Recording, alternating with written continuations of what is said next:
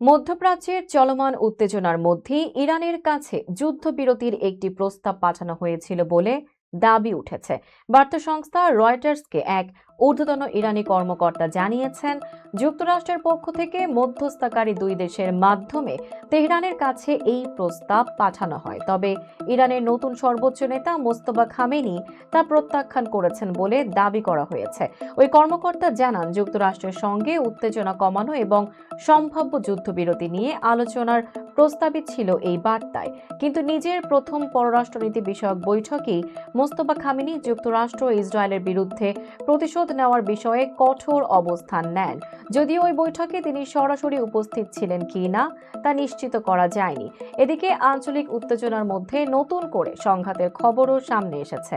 কাতার ভিত্তিক সংবাদ মাধ্যম আল জাজিরা জানিয়েছে, ইসরায়েলের প্রতিরক্ষা মন্ত্রী দাবি করেছেন যে ইরানের শীর্ষ নিরাপত্তা কর্মকর্তা আলী লারিজানিকে লক্ষ্য করে হামলা চালানো হয়েছে এবং তিনি নিহত হয়েছেন। তবে এই দাবি এখনো আনুষ্ঠানিকভাবে নিশ্চিত করেনি তেহরান।